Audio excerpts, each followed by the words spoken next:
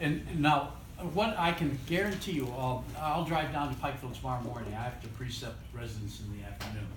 But as soon as I get down there, there's one of our students that went all the way through me. She was a teaching fellow, then a resident, now she's one of our and tomorrow afternoon, I'll say, hey Jennifer, let me show you something we figured out in Oklahoma. She goes, oh, I know, you've been doing that for years. Yeah. So why didn't you tell me? Well, I thought you knew it, So it's fun to get the feedback from different perspectives, so.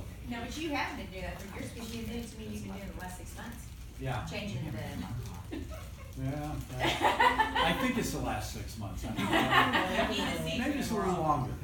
Yeah. Okay, so what we need to do is do some gait stuff. So the gait stuff, remember what we were saying is when you're walking, when you want to go from weight bearing to the left to heel strike on the right, when you do that, the middle turns into the left oblique axis. And then as you bear more weight on that heel, then what happens is the sacrum starts to go into left on left torsion. And then I think all that ligamentous tension then builds up, and that helps to propel that hip over that weight-bearing foot. So when you're walking, you're going into left on left, right on right, left on left, right on right. Okay, everybody with me? And at heel strike, the ipsilateral innominate should be going into posterior rotation. And see, like, I forget the reference I found where they're saying if you have a forward torsion and a posteriorly rotated innominate, that is the most stable position those two bones can get in. And wouldn't that make sense if that's when it's bearing most of that weight? Okay? So, like at the time I said I treated Mike and I didn't get a change. I want my rugby player back. Now, back towards me. So what I'm going to be doing is palpating the sacral bases with my thumbs. And when he hits heel strike on the right side, that thumb should go forward. See, and what happens is, it's going from neutral to forward. And that's why when you check these in all the way we talked about this weekend, when you need to do this, the standing forward bending test is normal, the sitting forward bending test is normal, sacral bases are level, ILAs are level, L5 is level, there's a no sphinx test. Everything that you've learned would say there's nothing wrong with that sacrum.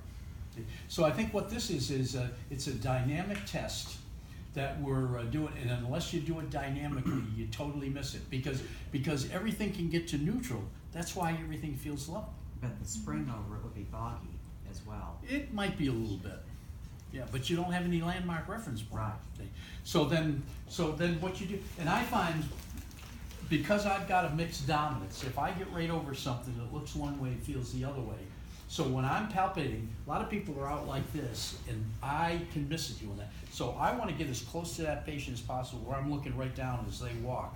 And what I expect to see is, okay? And the anterior motion in the sacrum happens At from heel heel strike. strike to mid Yeah. stance, right? And all the It's way not through. right at heel strike, it doesn't. No, that's when the middle turns into the oblique is our hypothesis. Yeah. But then it continues until heel strike on the other side, then that's when the other oblique axis kicks in. And see, and Fred Mitchell Jr. had some surface EMGs and or EMG studies done. And when that heel strike, say when you've got the here and you've got the left on right, that right piriformis kicks in and it fires all the way through the gait phase until heel strike on the other, then the other piriformis kicks in. Okay? But So, and a lot of times, huh? The sacral base comes forward right after heel strike as they go to mid. Yep.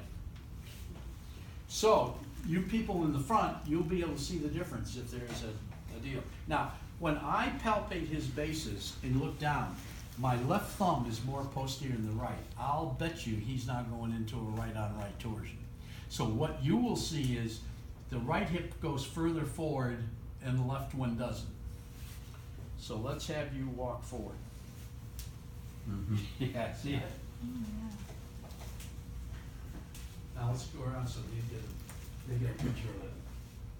Walk forward. But see how that right hip goes a lot further forward than the left one? Okay. So then how are we going to treat this?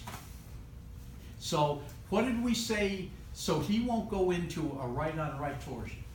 Okay.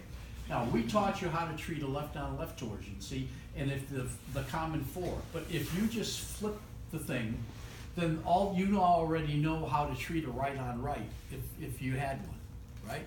So how would you do that? You'd load more on the right side, you'd float the left side, translate them forward and back to get to the middle, tweak them a little right and left to see what turns the middle into the right oblique, right? And then when you put the compression in, what would it do? It would go forward into right-on-right torsion, right? Then it would stop and come back out of it. Well, we're using that principle to treat this. See? So now what we're doing is an indirect functional technique, but in a way, we're doing it directly. See where I'm coming from? And what it'll do is we're using that principle. If you set it up like a right-on-right, it's going to go into that. Well, we're going to use that to stimulate the mechanoreceptors that he isn't stimulating now. Then that'll change the firing patterns. Okay? So let's have you sit on the table facing that way. And Amy, I need that stool or sit on your lap. Have a stool. Slide down a little bit. Whoops, she got it too low here for me. And there's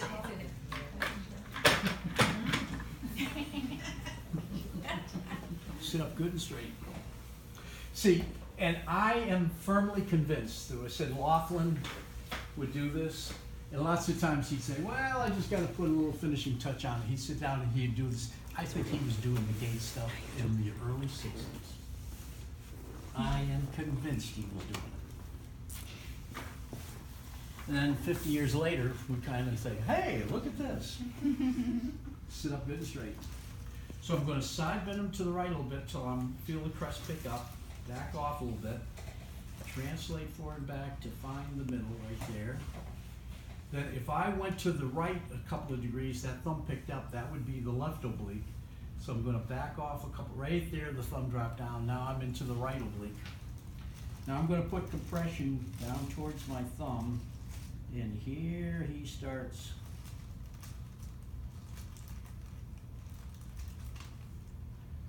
Ooh, this is going to be neat.